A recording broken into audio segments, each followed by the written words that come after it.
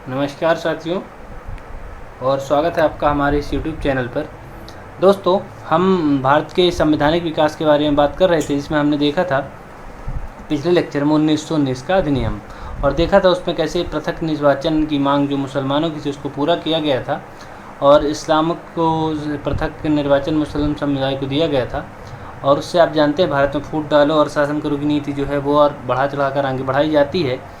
और सबसे महत्वपूर्ण अब क्या होता है दोस्तों कि जब आपसे मैंने चर्चा की थी कि बहुत सारी चीज़ें इस समय तक हो चुकी थी, जैसे कांग्रेस का गठन हो चुका था, बहुत सारा नरम दल और गरम दल अपने उत्थान पर थे।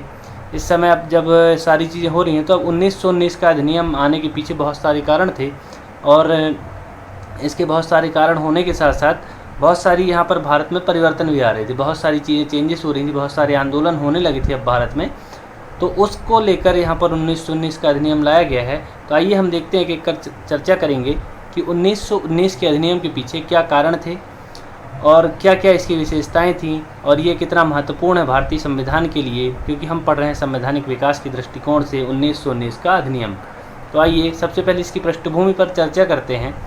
तो दोस्तों, 1919 के अधिनियम जो आया था उससे असंतुष्टि थी। 1919 के अधिनियम में जानते हैं आप बहुत सारी बातें कही गई थी जो कि फुलफ़िल नहीं की गई थी, तो इससे एक असंतुष्टि थी, जिसके तहत लोगों में एक ये था कि अब कोई नया अधिनियम आए जिसमें भारत के शासन की बात कही जाए। आपको मैंने बताया था कि 1905 में सबसे पहले पूर्ण स्वराज की मांग वहाँ पर उठ गई थी, तो उसमें 1919 में कोई उसके लिए क्रियान्वयन नहीं किया गया। तो लोगों में असंतुष्टि थी कि पूर्ण स्वराज की मांग को तो पूरा नहीं किया जा रहा है, और यहाँ पर दमन की नीति अपनाई जा रही है। क्या है? सरकारी दमन की नीति अपनाई जा रही है। तो अब सरकार क्या कर रही है? यहाँ पर दमन की नीति अपना रही है। तो दमन की नीति क्या होती है दोस्तों? मतलब यहाँ पर जो भी आंदोलन हो रहे हैं या भारतीयों के द्वारा किए गए कृत्यों को क्या किया जा रहा है? दबाया जा रहा है। तो दमन की नीति अपनाई जा रही है। तो एक ये महत्वपूर्ण पृष्ठभूमि, ये महत्वपूर्ण कारण 1919 के अधिनियम के पीछे। इसके अलावा आप जानते हैं कि जो यहाँ पर 1905 में जो यहाँ पर क्या हो गया था, कांग्रेस का विभाजन हो गया था, कांग्रेस टूट गई थी, और मुस्लिम लीग यहाँ पर 1908-6 में 1907 में बन गई थी। वो सारी चीज़ें क्या हो रही हैं, अब 1916 में फिर से एक हो रही हैं, क्योंकि क्या हो रहा है, यहाँ पर मुस्लिम लीग और कांग्रेस एक हो रही हैं। और जो वहाँ पर मुस्लिम लीग ने अंग्रेज़ों को समर्थन की बात की थी 1919 के अधिनियम में, हमने देखा था, अब वो नहीं मान रहे हैं, क्योंकि क्या हो रहा है कि अब प्रथम विश्व युद्ध चालू हो गया। और प्रथम विश्व युद्ध में आप जानते हैं तुर्की जो एक धुरी राष्ट्र है, जो कि मित्र राष्ट्र नहीं है, जो कि दो गुट थे, आपको पता है। तो यहाँ पर क्या हो रहा है इससे कि तुर्की के खिलाफ लड़ रहे हैं ब्रिटेन, मतलब मुस्लिम खलीफा के खिलाफ लड़ रहे हैं। तो यहाँ पर क्या हो रहा है, यहाँ पर कि मुस्लिम लीग अब क्या हो रही है, कांग्रेस के साथ शामिल हो रही है और अंग्रेज़ों का विरोध करेगी। प्रथम विश्व युद्ध का भी प्रभाव पड़ रहा है, क्योंकि क्या हो रहा है कि भारत को ज़बरदस्ती प्रथम विश्व युद्ध में शामिल किया जा रहा है, जिसका विरोध चल रहा है, और भारत में बहुत ज़्यादा इसका विरोध चल रहा है। गांधी जी इसमें जो है तो भर्ती करवाने में समर्थन भी कर रहे थे कि इससे हमको बाद में क्या मिल जाएगी, स्वतंत्रता मिल जाएगी। तो इसका भी विरोध चल रहा है। इसके अलावा ड्यूक ने एक याचना पत्र में 1915 में कहा है कि भारत को अब जो है, भारत में जो है ब्रिटिश शासन अक्षम है। और मेसोपोटामिया का मिशन, मेसोपोटामिया में क्या होता है, ब्रिटिश सरकार होती है। ब्रिटिश सरकार जो मेसोपोटामिया की होती है, वो भारतीय ब्रिटिश सरकार वहाँ पर कंट्रोल करती है। मतलब जो भारत की सरकार है, भारत में ब्रिटेन की सरकार है, वही मेसोपोटामिया में सरकार रहती है। तो वहाँ पर क्या होती है, पूरी तरह से अक्षम साबित होती है। तो मेसोपोटामिया कमीशन का गठन होता है, जो कि क्या बोल देता है कि भारत में ब्रिटिश सरकार, मेसोपोटामिया में भारतीय ब्रिटिश सरकार पूरी तरह से अक्षम है, पूरी तरह से काम करने में खराब है। तो ये सारी चीज़ें यहाँ पर पृष्ठभूमि के तौर पर आती हैं कि 1919 का अधिनियम क्यों आ रहा है। होम रूल लीग आप जानते हैं, होम रूल लीग जो है तो एनी बेसेंट और तिलक के द्वारा यहाँ पर चलाया जाता है। इसकी समाप्ति के बाद कहा जाता है कि हम भारत को क्रमिक रूप से उत्तरदायी शासन की व्यवस्था करवाएंगे। तो ये सारी चीज़ें यहाँ पर चल रही हैं जो पृष्ठभूमि के तौर पर हैं। तो इनको लेकर ही अब 1919 का अधिनियम चर्चा में रहेगा, जिससे आपको सारी चीज़ें समझ में आएंगी। तो चलिए चलते हैं और देखते हैं आगे क्या होता है। मित्रों, 1919 के अधिनियम के समय आपको देखना है कि ब्रिटिश का प्रधानमंत्री कौन था, परीक्षाओं में पूछा जाता है। तो लॉर्ड जॉर्ज यहाँ पर प्रधानमंत्री थे। कौन थे?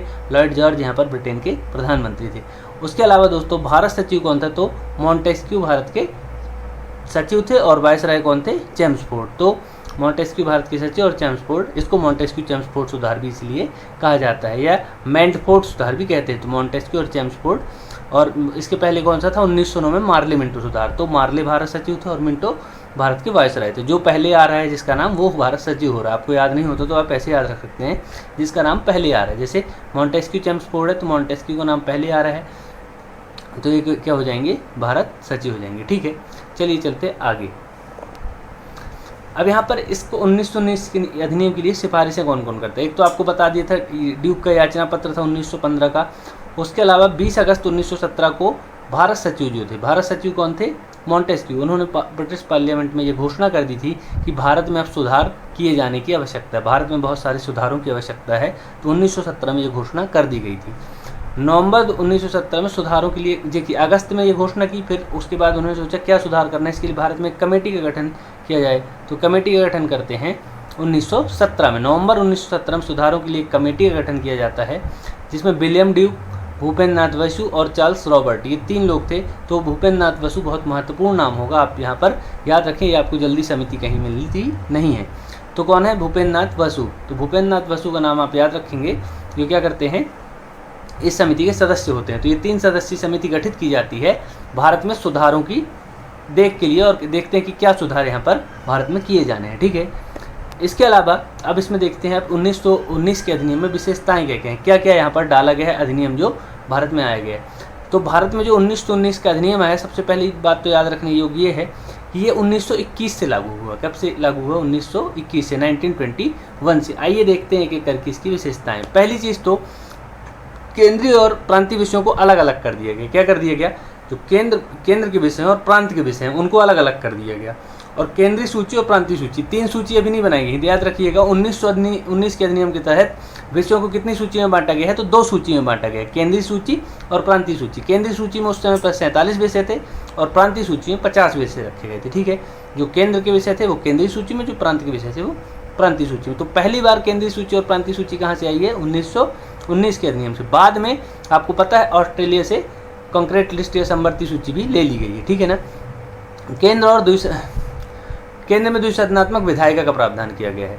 तो जो केंद्र है, केंद्र समझ रहे हैं आप, केंद्र की जो सरकार है, प्रांतों की सरकार अलग चल रही है। केंद्र में द्विसदनात्मक विधायिका, 2 सदन लाए गए हैं अब केंद्र में। जो द्विसदन अभी हम देखते हैं लोकसभा राज्यसभा, ये 1919 के अधिनियम की देन है। तो इसलिए ये अधिनियम महत्वपूर्ण है, 1919 का अधिनियम। इसलिए आपके पीएससी में भी मेंशन है और हर एग्जाम में पूछा जाता है। एमपी पीएससी में अलग से ये टॉपिक में मेंशन है। तो यहाँ पर क्या हो रहा है? द्विसदन आ रहे हैं, कहाँ पर? आपके आ रहे हैं केंद्र में आ रहे हैं। जो केंद्रीय परिषद है उसमें 2 सदन आ रहे हैं, एक उच्च सदन और निम्न सदन। उच्च सदन को बोला जा रहा है उस समय पर राज्य परिषद, काउंसिल ऑफ स्टेट, और निम्न सदन को विधानसभा, केंद्रीय विधानसभा। आप याद रखिए, केंद्रीय विधानसभा राज्य के लिए नहीं है, ये केंद्र के लिए 2 सदन लाए दे रहे हैं, उच्च सदन और निम्न सदन। तो उच्च सदन क्या है? राज्य परिषद, और निम्न सदन विधानसभा। विधान परिषद का कार्यकाल, राज्य परिषद का कार्यकाल कितना हो रहा है? 5 वर्ष। ठीक है ना। इसमें 60 सदस्य होते थे और निम्न सदन का कार्यकाल 3 वर्ष होता था, इसमें 145 सदस्य होते थे। इसका भी अलग अलग डिवीजन है कि कितने मनोनीत होते थे और कितने निर्वाचित होते थे, उससे हमें ज़्यादा डीप जाने की आवश्यकता नहीं है। आप हम इतना याद पर पढ़ लेंगे कि उच्च सदन को क्या कहते थे? राज्य परिषद, इसका कार्यकाल 5 वर्ष होता था। निम्न सदन को क्या कहते थे? विधानसभा, इसका कार्यकाल 3 वर्ष होता था। तो क्या हो गया है? द्विसदन लाए गए हैं केंद्र में। तो केंद्र में द्विसदनीय विधायिका का प्रावधान किस अधिनियम के तहत लाया गया है? तो केंद्र में द्विसदनीय विधायिका का प्रावधान 1919 के अधिनियम के तहत लाया गया है। ठीक है, चलिए चलते हैं आगे। आपको ये चीज़ें समझ में आ रही है? आप हमारा प्रवीण जीएस वर्ल्ड का टेलीग्राम ग्रुप ज्वाइन कर लेंगे तो वहाँ आपको इसकी PDF भी मिल जाएगी, जिससे आप सारी चीज़ें रिवाइज भी कर सकते हैं। अगर हम बात करें, पहली बार प्रत्यक्ष निर्वाचन की व्यवस्था की गई। डायरेक्ट जो इलेक्शन है ये पहली बार यहीं से आते हैं। हालांकि पूर्ण इसमें सीमित मात्रा में की गई, कुछ लोगों को निर्वाचन दिया गया जो कि कुछ टैक्स पे करते थे, कुछ उनके लिए एक बाउंडेशन था कि आप इतने रुपए गवर्नमेंट को देते हैं, इतना म्यूनसिपल टैक्स देते हैं, तो ही आप क्या कर सकते हैं? निर्वाचन में भाग ले सकते हैं। पर प्रत्यक्ष निर्वाचन की बात अगर पहली बार की गई है कहीं तो 1919 के अधिनियम से की गई है। तो पहली बार प्रत्यक्ष निर्वाचन की बात कहाँ की गई है? 1919 के अधिनियम में की गई है। इसके अलावा प्रांतों में अधिक आंशिक रूप से उत्तरदायी शासन, अब मतलब प्रांतों को स्वायत्त शासन या उत्तरदायी शासन की व्यवस्था यहाँ पर 1919 के अधिनियम से की जा रही है। केंद्र में अभी नहीं की जा रही है, प्रांतों में की जा रही है, स्टेट्स में की जा रही है। और यहाँ पर द्वैध शासन व्यवस्था लागू की गई। तो प्रांतों में द्वैध शासन व्यवस्था 1919 के अधिनियम के तहत। केंद्र में द्विसदन और प्रांत में द्वैध शासन। केंद्र में 2 सदन आ गए हैं, विधान परिषद और विधानसभा। ठीक है ना, राज्य परिषद और विधानसभा। और प्रांतों में क्या आ गया है? 2 सदन, द्वैध शासन आ गया। मतलब द्वैध शासन अर्थात 2 प्रकार का शासन चलेगा। एक शासन तो वो होगा जो कुछ विषय होंगे जो कि गवर्नर जनरल और उसकी काउंसिल चलाएगी, तो है ना, और कुछ जो चुनाव हुए वाले व्यक्ति हैं वो चलाएंगे। तो कैसा होगा द्वैध शासन, जिसमें आरक्षित विषय होंगे कुछ और कुछ हस्तांतरित विषय होंगे। तो ये द्वैध शासन की व्यवस्था कहाँ की गई है, प्रांतों में। प्रांतों की जो सब्जेक्ट हैं 50 सब्जेक्ट आपने देखे, 50 विषय कहाँ हैं, प्रांतीय सूची में शामिल हैं। ये प्रांतीय सूची के 50 विषय फिर से 2 रूप में डिवाइड होंगे, जिसमें कुछ आरक्षित होंगे और कुछ हस्तांतरित विषय होंगे, ठीक है। द्वैध शासन की रूपरेखा किसने तैयार की है, लियोनेस कार्टियस ने तैयार की है। लियोनेस कार्टियस ने द्वैध शासन की रूपरेखा तैयार की है, ठीक है ना। चलिए चलते हैं आगे, आपको इतनी बात समझ में आई होगी। देखिए इसके बाद क्या होता है, यहाँ पर 1919 के अधिनियम में ही प्रत्यक्ष निर्वाचन पहली बार मिला था और पहली बार महिलाओं को भी मत देने का अधिकार मिला है। किसको मिला है, पहली बार महिलाओं को मत देने का अधिकार मिला है। सीमित मात्रा में मिला, सभी महिलाओं को नहीं, पहली बार महिलाओं को हुआ। उसके लिए भी कोई बाउंडेशन रख दिया है कि कुछ जो महिलाएं इतना टैक्स पे करती हैं या ये सारी चीज़ें वहाँ पर कंडीशन फुलफिल करती हैं, उन्हीं को वोट देने का राइट दिया गया है। तो पहली बार महिलाओं को वोट देने का अधिकार 1919 के अधिनियम के तहत। केंद्रीय बजट और राज्य बजट को अलग कर दिया गया। यहाँ पर आपको पता है रेलवे बजट भी इसी अधिनियम के तहत अलग किया गया था, एकवर्थ कमीशन के रिकमेंडेशन पर, है ना। 1921 में क्या हुआ है कि रेलवे बजट केंद्रीय बजट से अलग हुआ था और राज्य बजट भी केंद्रीय बजट से अलग हुआ 1919 के अधिनियम के तहत, ठीक है। ये 1921 से लागू हुआ है। अब यहाँ पर समझिए, देखिए फूट डालो और शासन करो की नीति और कितनी बढ़ाई जा रही है।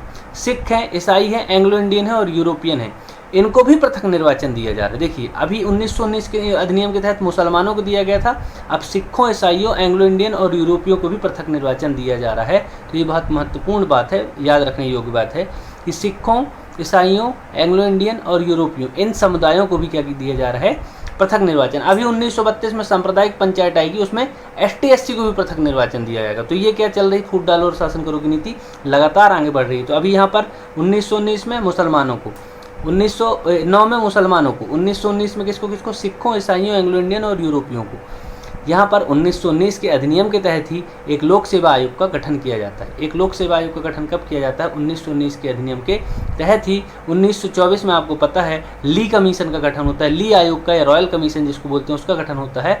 और यहाँ पर 1926 में क्या हो जाता है, लोक सेवा आयोग का गठन हो जाता है। और इसी अधिनियम के तहत ही भारत में पहली बार लोक सेवा की परीक्षा का आयोजन होता है इलाहाबाद में, है ना। तो ये सारी बातें आपको याद रखना है कि लोक सेवा आयोग का गठन 1919 के अधिनियम के तहत 1926 में किया जाता है, ठीक है। गवर्नर जनरल की जो कार्यकारी परिषद है, इसमें हम देखे थे 15 सदस्य होते थे, तो 8 सरकारी और 7 क्या होते थे, गैर सरकारी। तो 8 सदस्यों में से 3 को भारतीयों को भी नियुक्त किया जा रहा है। गवर्नर जनरल की कार्यकारी परिषद में 8 में से 3 कौन हो रहे हैं, भारतीय भी हो रहे हैं। तो ये बहुत महत्वपूर्ण बात हो रही है, अब भारतीयों को इसमें शामिल किया जा रहा है, ठीक है। फिर भारतीय उच्चायुक्त नामक नवीन अधिकारी की एक नियुक्ति की गई। एक भारतीय उच्चायुक्त नामक नवीन पद सृजित किया गया, है ना। 1958 में भारत सचिव पद सृजित किया गया था और 1919 के अधिनियम के तहत भारतीय उच्चायुक्त नामक एक और पद सृजित किया गया। वो अब इंग्लैंड में रहेगा और इंग्लैंड में सारी चीज़ों की देखरेख करके बताएगा। भारत सचिव तो रहेगा ही वो, लेकिन वायसराय की सहायता के लिए हो जाता है। और भारतीय उच्चायुक्त क्या हो जाता है, इंग्लैंड में सारी चीज़ों की रिपोर्ट देने के लिए यहाँ पर जवाबदार या उत्तरदायी हो जाता है। तो भारतीय उच्चायुक्त की अधिकारी की नियुक्ति हो जाती है। और नरेश मंडल का गठन होता है ना, नरेश मंडल का गठन होता है। इसमें 121 राजा शामिल होते हैं। ये रियासतों के लिए होता है, ये इसमें ब्रिटिश सरकार का कोई प्रत्यक्ष रूप से हस्तक्षेप नहीं होता। ये एक प्रस्ताव होता है कि आप नरेश मंडल या किंगशिप जो है, तो प्रिंसेस स्टेट का गठन कर लेते हैं आप यहाँ पर। उसमें 121 राजा शामिल होते हैं। तो 1919 का अधिनियम महत्वपूर्ण हो गया। उसमें महत्वपूर्ण बात मैंने आपको बता दी कि क्या क्या होती है। देखिए केंद्रीय बजट और राज्य बजट को अलग कर दिया गया है, ठीक है ना। और क्या कर दिया गया है, केंद्रीय सूची और प्रांतीय सूची बना दी गई है। इसके अलावा केंद्र में द्विसदनात्मक विधायिका और प्रांतों में द्वैध शासन लागू किया गया है ना। इसके अलावा दोस्तों प्रत्यक्ष निर्वाचन की व्यवस्था पहली बार की गई है। महिलाओं को पहली बार मत देने का अधिकार प्राप्त हुआ है। इसके अलावा लोक सेवा आयोग का गठन हुआ है। गवर्नर जनरल की कार्यकारी परिषद में भारतीयों को भी शामिल किया गया, 3 जो सरकारी सदस्य हैं। उसके अलावा सिखों, ईसाइयों, एंग्लो इंडियन और यूरोपियों को अलग निर्वाचन की व्यवस्था की गई।